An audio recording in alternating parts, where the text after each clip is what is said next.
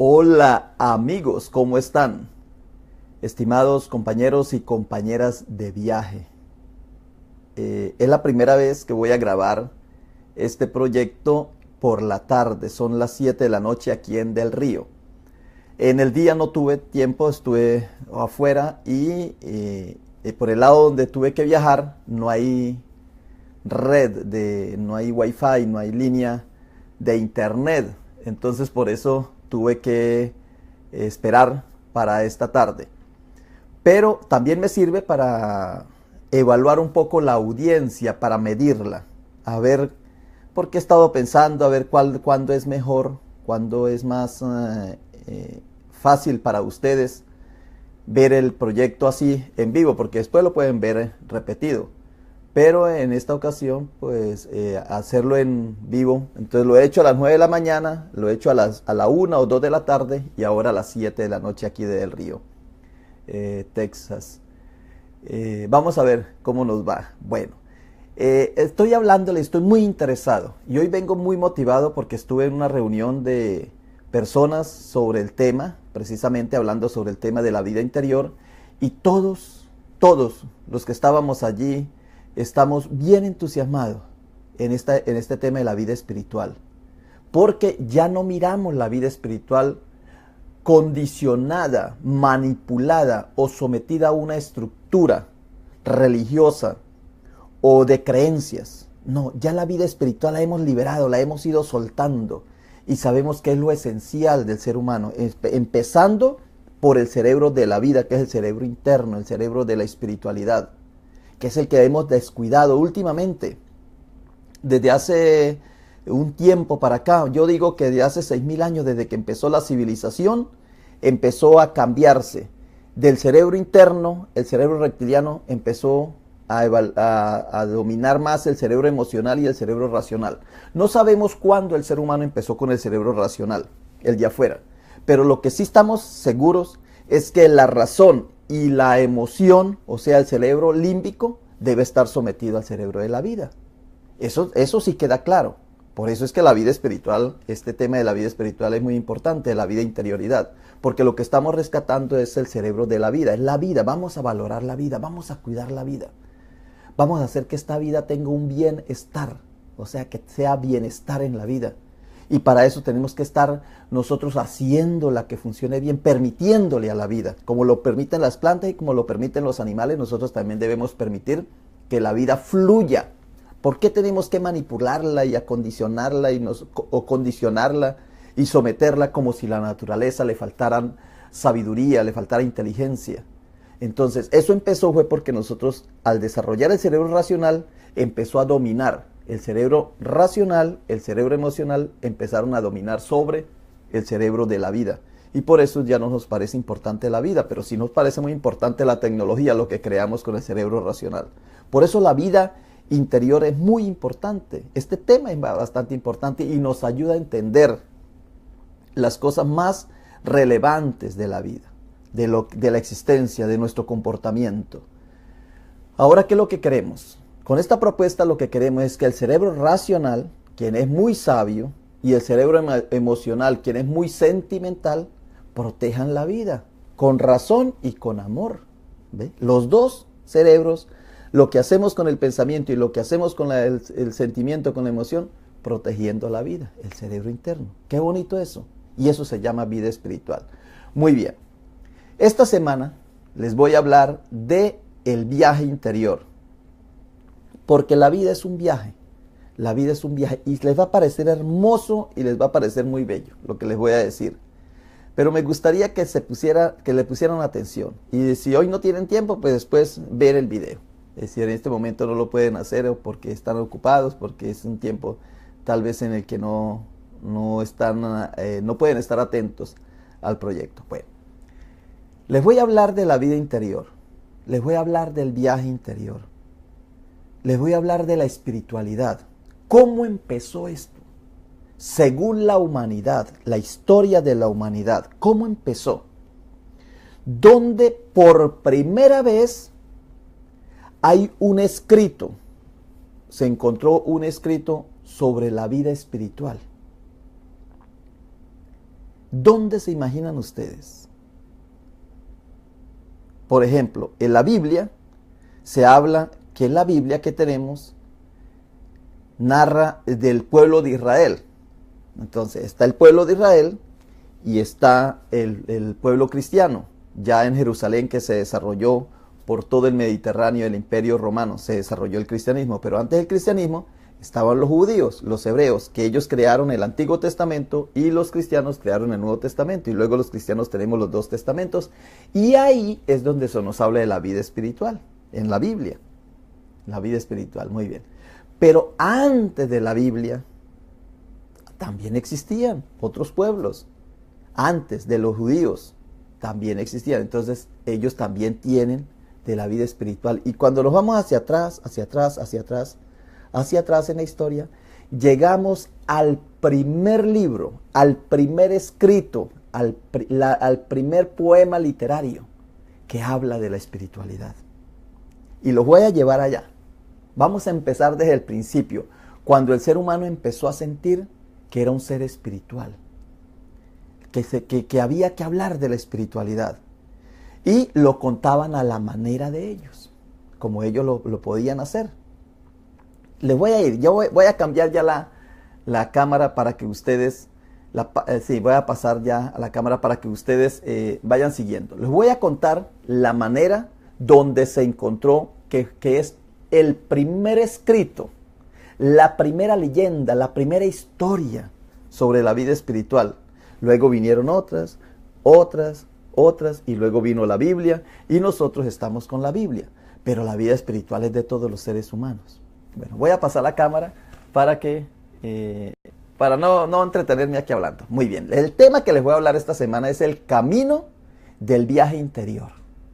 Un recorrido por la visión espiritual de las diversas culturas en distintas épocas. Para que miremos que la vida espiritual es única. La vida espiritual no cambia. No es que allí haya una espiritualidad y allá haya otra. Lo que cambia es las creencias. Lo que cambia es la religión. Entonces por eso tenemos varias religiones, tenemos varias creencias. Pero en la vida espiritual es una sola. Un solo. No hay varias versiones de la vida espiritual. Y ya les voy a empezar. Bueno, el primer escrito que habla de la vida espiritual, de esa búsqueda del interior del ser humano, de ese viaje, se encuentra en lo que es hoy día Irak. Por aquí está Jerusalén, mira, aquí está Jerusalén, aquí está Italia, esto es Grecia, Turquía. Nosotros quedamos por este ladito, aquí a este lado, nosotros bien al occidente. Para acá es el oriente, para acá es el occidente. Muy bien. Entonces, está Turquía, Grecia acá, Turquía, y aquí vemos a Irak. Entonces, en este pueblo, en este lugar, sobre este mar, aquí fue donde se creó la leyenda del paraíso. Por aquí estaba Babilonia, que cuando los judíos fueron deportados a Babilonia, los llevaron para aquí, en donde está el río Tigres y el río Éufrates. Para acá está Irán, ¿mire?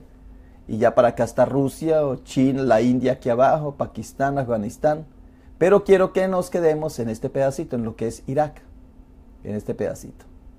Porque aquí fue donde se creó la civilización más grande o inicial, la primera civilización de la humanidad. Civilización, que para mí civilización no es motivo de mucha alegría. No es motivo de mucha alegría, porque debido a la civilización es que el ser humano empezó a desarrollar su cerebro racional.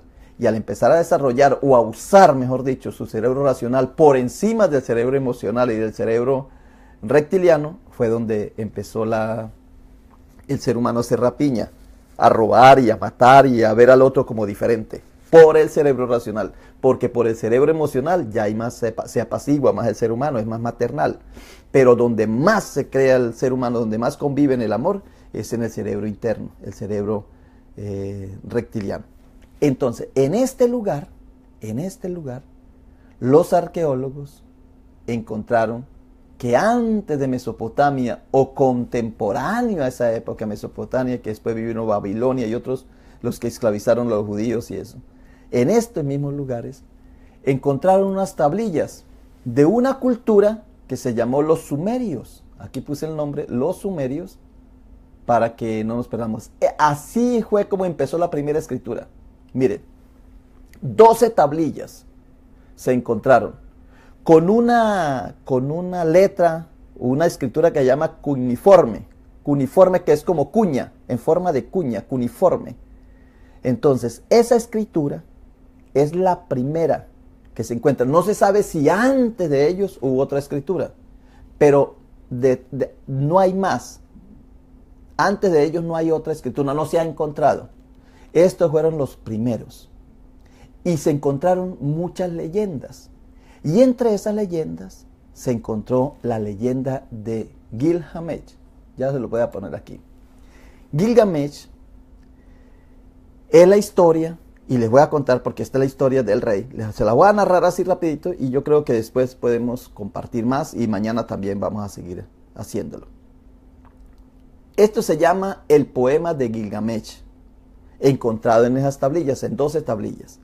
Dice la historia, se la voy a contar y luego yo después pues voy a compartir con ustedes. Dice la historia que Gilgamesh, dice la historia en esas tablillas, o sea, en estas tablillas es donde se encuentra la historia de Gilgamesh.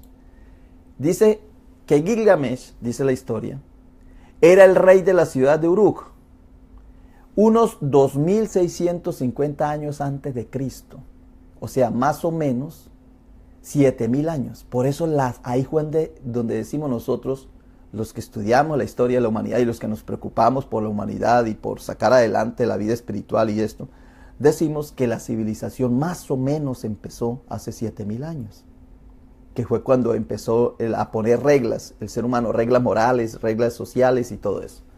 Entonces, porque antes vivían muy naturalmente la vida, vivían en el paraíso, mejor dicho. El rey Gilgamesh se convirtió en un tirano cuando ordenara la construcción de la muralla de Uruk.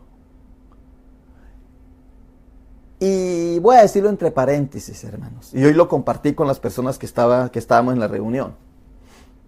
En este momento, el presidente de los Estados Unidos está empeñado en crear un muro en la frontera México-Estados Unidos. Yo vivo en la frontera, desde el río queda en la frontera. Y yo después que leí este poema, me entero de que Gilgamesh se convirtió en un tirano cuando ordenara la construcción de la muralla de su país, de su propio país, contra los de su país.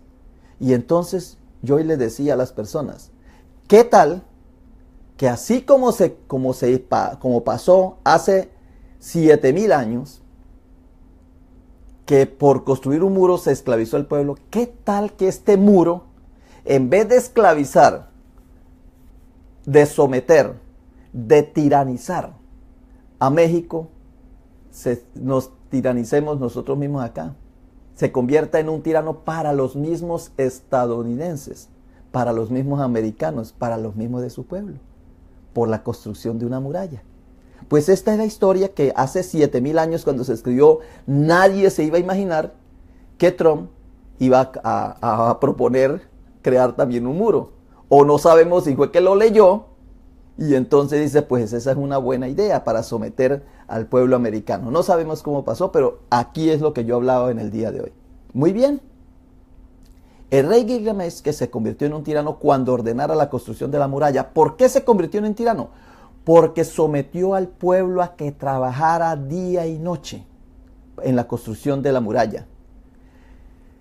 Morían de hambre, de frío, y él, desconsiderado, sin ninguna piedad, sin ningún amor, sin ningún respeto contra la humanidad, él perdió toda o no tuvo ninguna consideración humana y los sometió. El pueblo sometido por Gilgamesh pidió al Dios del cielo que los liberara. Y la diosa Aruru, formó a Enkidu, un personaje creado del barro, para que viviera de manera natural, silvestre y salvaje en el jardín del Edén. ¿Ve? Esta es la historia antes, muchos años antes de que se escribiera la Biblia. O podemos decir, si fue que la Biblia tomó algunas ilustraciones para poder desarrollar el pasaje o la historia del Dios con el pueblo de Israel y luego con nosotros los cristianos. La diosa Oruro creó a este personaje. Aquí vemos la fotico. Ustedes encuentran este poema por todos lados. En las bibliotecas, en los libros, en internet, donde quieran. Aquí vemos una pintura del rey Gilgamesh sometiendo al pueblo, haciéndolo trabajar. Y ellos clamaron al Dios del cielo, porque era una ciudad, era para crear una ciudad amurallada. Ese era el problema, que tenían que protegerse. Este hombre, por protegerse, los estaba sometiendo. Entonces Dios creó a Enkidu del barro y lo puso en el jardín a vivir con los animales silvestres, en la naturaleza. Muy bien. Un día, mientras un cazador de trampas, que ponía trampas, ese cazador ponía trampas, descubrió a Enkidu, se lo encontró con él. Y Enkidu se dio cuenta, el cazador, que Enkidu le había destruido las trampas, porque Enkidu vivía con los animales salvajes, vivía en el Edén, vivía en el bosque y no quería que nadie cazara a los animales, matara y los destruyera. Entonces le destruyó las trampas al cazador. Entonces el cazador vino y le dice al rey, a Gilgamesh, que por favor le ayude a protegerse de este tipo, Enkidu, que era un personaje fuertísimo. Le dice el cazador, le dice a Gilgamesh, el cazador le dice que es un personaje más fuerte que toda criatura. Entonces Gilgamesh, como estaba acostumbrado que nadie podía ser más fuerte que él, lo manda a traer. Lo manda a traerlo. ¿Cómo lo hace? A través de una mujer, de una sacerdotisa. Mira, aquí lo vemos en la foto. La sacerdotisa llega y empieza a conquistar, a encantar a Enkidu. Enkidu es la primera vez que ve a una mujer. Se acerca a ella sigilosamente, aquí lo vemos, los animalitos también con él, y está con ella durante 7 días. En el 7º día, ya Enkidu regresa a estar con los animales y los animales lo rechazan. Enkidu pregunta que por qué. Entonces le dice los dioses con los que él habla, le dice que es que él ya ha perdido el encanto de estar con la naturaleza. Ahora se ha vuelto civilizado. Ya no tiene ese poder contagioso o encantador con los animales. Esa relación la ha perdido y por eso los animales cuando lo ven huyen. Cuando él era una persona bien amorosa y bien que conectaba con la naturaleza. Entonces, ¿qué hace Enkidu? Se viene con esta mujer, ella va precisamente a traerlo, porque lo que quiere Gilgamesh es encontrarse con este personaje y destruirlo. La única manera que hace para destruirlo es a través de ella, que es una sacerdotisa del templo, y lo atrae hacia Gilgamesh. Gilgamesh lo espera en su palacio, en el lugar en la ciudad, y cuando ve Enkidu, tienen una batalla atroz, una lucha. Este es Enkidu y este Gilgamesh. Están luchando, y por primera vez Gilgamesh se da cuenta que es débil, que alguien lo pudo vencer. No se sabe, en la historia no se sabe si lo venció, pero en todo caso cayó en la cuenta, despertó Gilgamesh, que él era humano, que él era débil, que él podía también ser sometido. Enkidu lo sometió y ahora terminaron siendo amigos. Gilgamesh lo acepta como amigo porque es un personaje que se parece a él, encuentra su espejo, encuentra su identidad, encuentra una persona parecida a él. Esto tiene muchísimo que les puedo decir. El espejo de uno, recuerda que yo ayer les decía que la gente lo trata a uno como uno cree ser. Este tipo se creía el superior, pero cuando encontró su espejo se dio cuenta que no, que era inmortal, que era una persona normal como los otros, como su pueblo. Y se volvió una persona buena con el pueblo. Es decir, Gilgamesh cambió la tiranía porque ya se volvió humano. Enkidu lo volvió humano, pero Enkidu, que era inmortal, entonces fue civilizado. Mire, representa la naturaleza, Enkidu, y Gilgamesh representa la ciudad, a las personas destructoras que somos nosotros, los civilizados. Y representa al salvaje.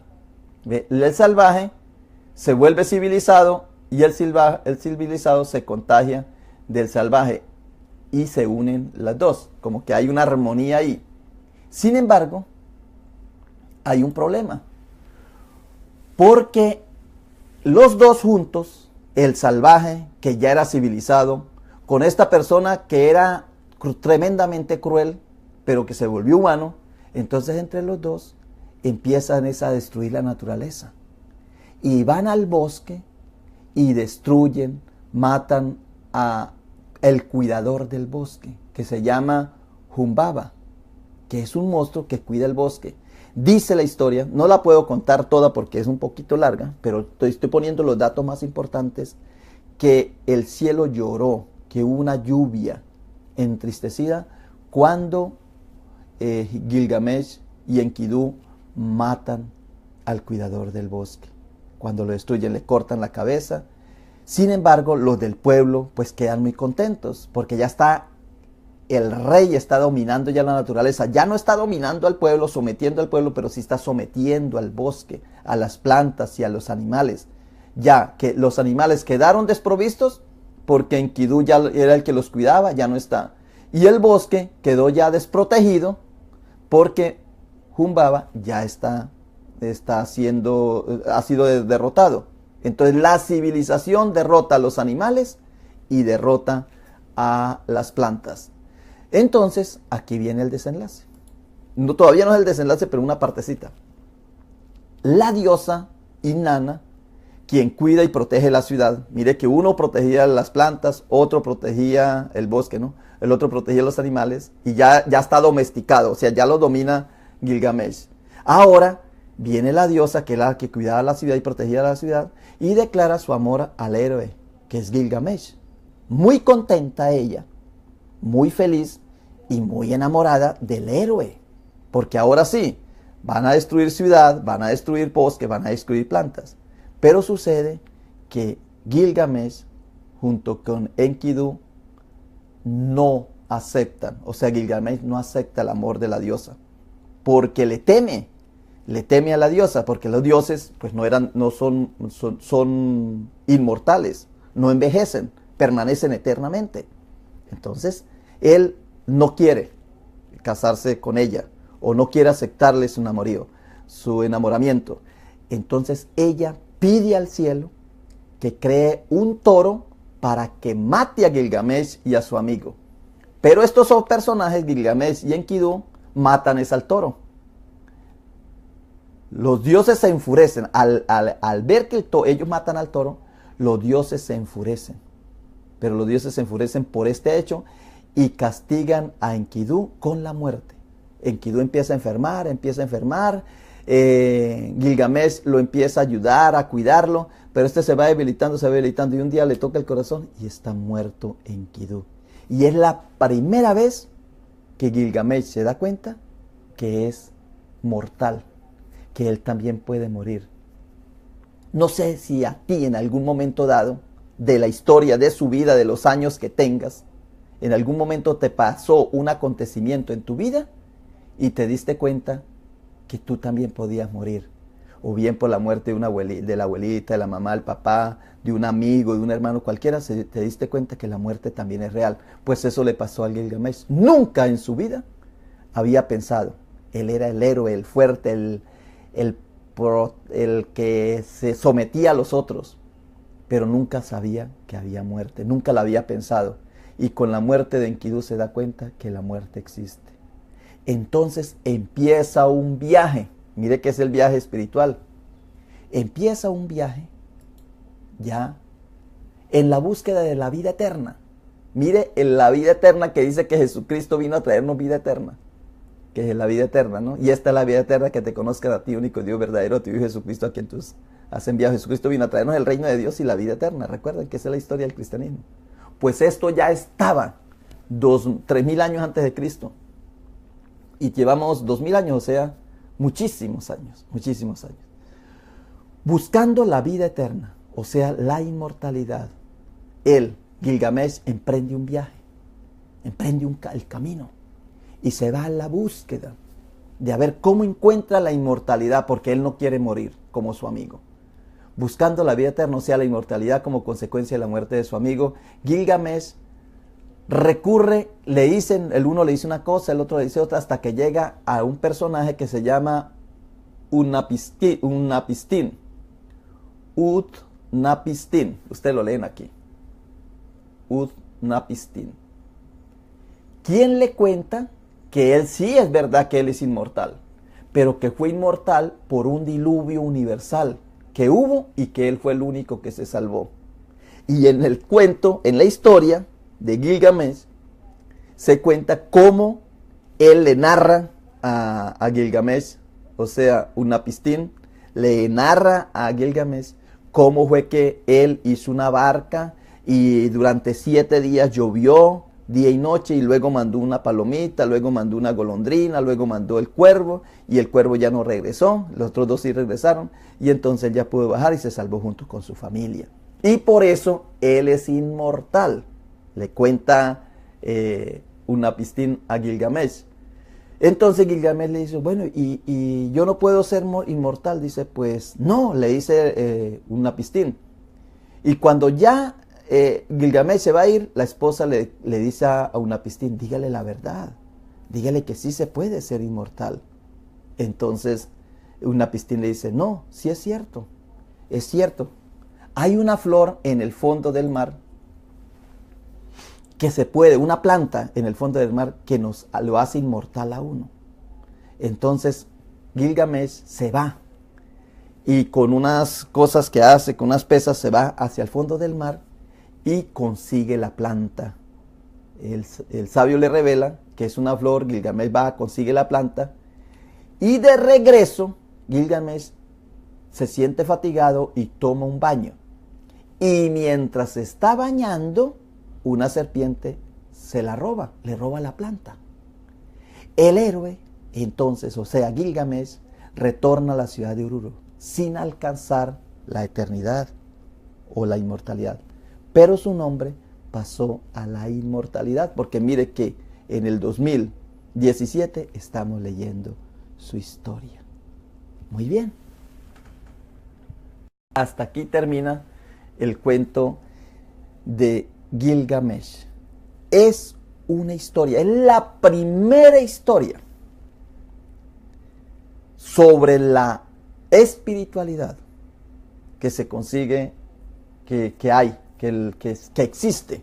Y si quiere, usted vaya y busque la historia de Gilgamesh, compra en la biblioteca un libro, en una librería, y léase la historia si quiere. Yo se la conté aquí porque mi interés es despertarte a ti. Y saber que la vida espiritual o la inquietud por la vida espiritual no es por una religión. En esa época no existía el budismo, ni el metodismo, ni el cristianismo, ni el islam. Nada. No existían las religiones. Sin embargo, ya existía una inquietud del ser humano por el cuidado de la vida. Entonces aquí se narra, en esta narración se narra cómo en ese viaje de un personaje que no sabemos si es mítico, si es inventado o fue verdad. Unos historiadores dicen que es verdad, que él existió, otros dicen no, es imposible que haya existido. Pero los datos, las ciudades y todo eso sí se encuentran como si se hubiera existido. Él es un personaje autoritario, un tirano, y luego, por el clamor del pueblo, envía Dios a la naturaleza. Mire, para que el pueblo, el objetivo es que el pueblo vaya al campo, vuelva a vivir, vuelva a retornar al Edén, para que el pueblo, pero ¿qué hizo el ser humano con su racionalidad? Que en vez de la ciudad, de los ciudadanos, en vez de los racionalistas, ir al campo, a la naturaleza, lo que hacen es convertir al pobre Enkidu, que es el representante de la naturaleza, lo civilizan, como nosotros hemos hecho con los animales, los hemos domesticado. Y por eso yo digo, no he visto todavía en la naturaleza un animal que vive en la naturaleza obeso, de obesidad, sufriendo la enfermedad de obesidad. En cambio, veo unas mascotas terriblemente obesas. Se parecen a su dueño, porque hemos caído racionalmente en esa terrible enfermedad y otras enfermedades también. Entonces la enseñanza aquí es espiritual. Por eso la vida espiritual, yo les digo y les vuelvo a repetir, no es rezar, pero está bien, rece, ore, rosarios, como quieras, lea la Biblia por para acá y para allá y grite y escandalice y gloria a Dios y aleluya, eso está bien, pero no es espiritual en esencia. La esencia espiritual es proteger la vida, cerebro interior. Entonces, va aquí a la naturaleza y destruyen al cuidador de los animales. Lo civilizan. Luego los dos, el civilizado y el que ya era antes civilizado, el tirano, que ya no era tirano porque se convirtió cuando este lo dominó. Y los dos van y destruyen al cuidador del bosque. O sea que ya han destruido plantas, destruido animales y autodestruidos ellos mismos. Se autodestruyen porque se dan cuenta que existe la muerte.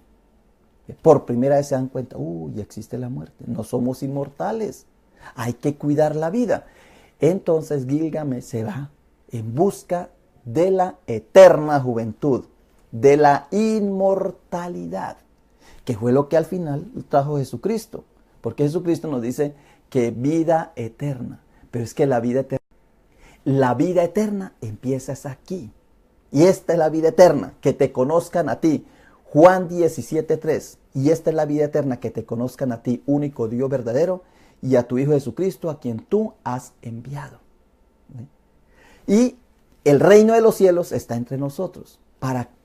Es como la misma idea de volver a armonizar vegetación, plantas, los animales con el ser humano, todos integrados. Y eso es espiritualidad. ¿Con qué propósito? Con el propósito de tener buenas relaciones, o sea, fundamentado en el amor de todos, amor, amándonos de verdad, amando a la naturaleza, amando a Dios, amando al prójimo, amando a los animales, amando a todo, amor de verdad, que es una entrega total hacia el otro, que no existe el yo, existe el tú, como yo lo he explicado en otros pasajes. Cuidando la salud ¿de qué manera? Como les he dicho, durmiendo bien, comiendo bien, tomando agua, respirando bien y haciendo ejercicio, meditando y contemplando. Esta mañana, antes de irme, vi un video de Chopra. Él dice que en este momento estamos gravemente sometidos a una enfermedad que se llama el Alzheimer. Y dice, ¿y cómo se puede evitar que el Alzheimer se prolongue? Da 3 cositas rapidito, y ustedes lo pueden encontrar a Chopra ahí en los videos cualquiera, en una meditación que yo hice esta mañana. Entonces dice él, primero, tratar de despertar, es decir, si tú estás haciendo cosas siempre con la misma mano, con la mano esta, un día cambie y hazlo con la otra mano, para que tu cerebro deje de estar acomodado, confortable, extasiado, ahí como adormecido, haciendo las cosas espontáneamente. O sea, haciendo las cosas, sí, de manera espontánea, o sea, sin pensarlo. ¿Cómo se llama? Mecánicamente. Entonces él dice, eso evita el Alzheimer. Si tú has escrito mucho con la mano izquierda, pues empieza a escribir con la mano derecha. Y así muchas cosas.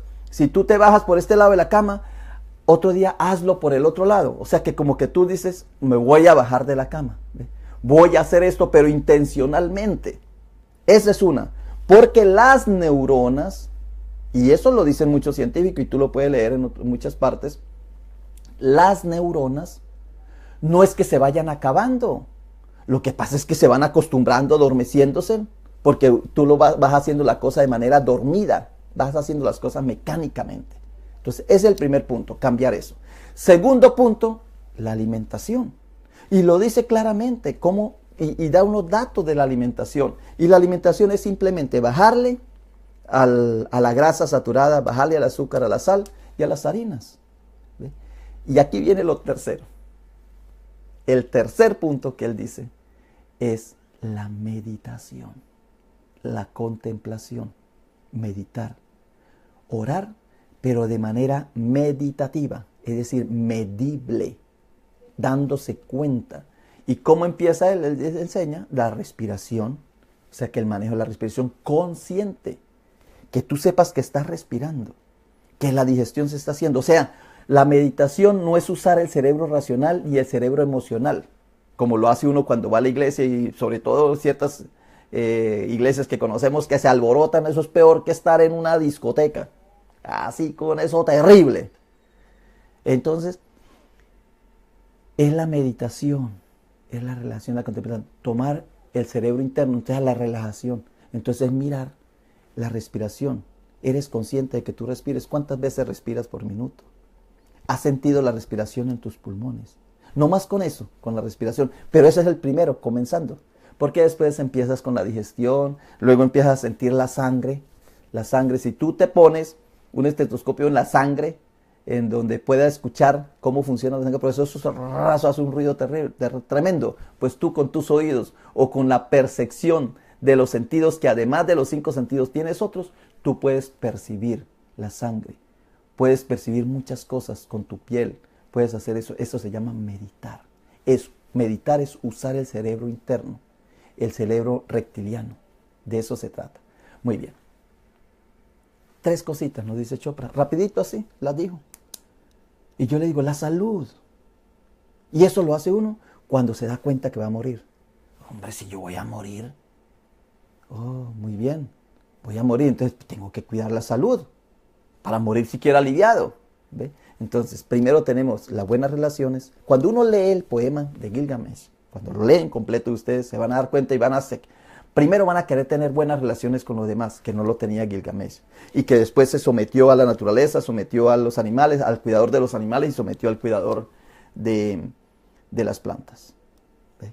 Entonces, buenas relaciones. Luego, cuidar la salud, porque se va deteriorando. No cuide la enfermedad, cuida la salud.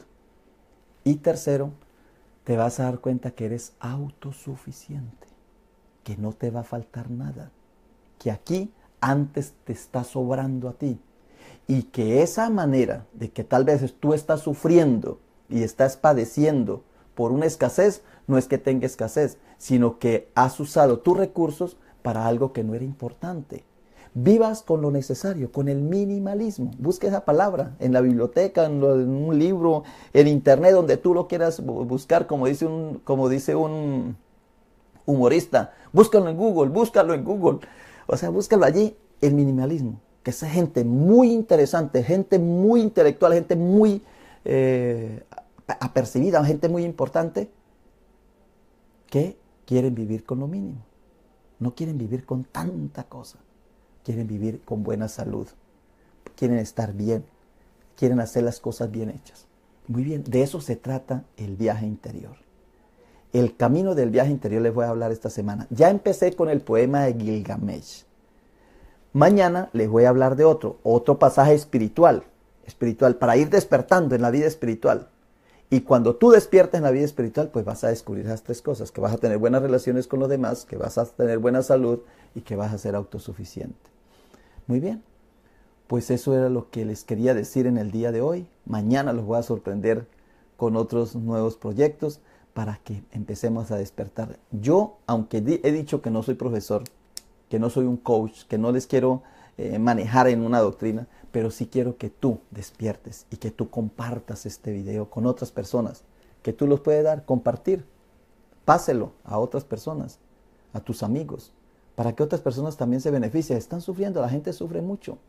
Y en cambio nosotros podemos ayudarles a salir de esa situación cuando empezamos a vivir con el cerebro interno.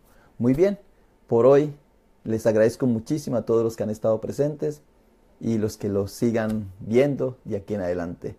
Y de todo corazón les agradezco mucho. Por hoy les digo bye bye.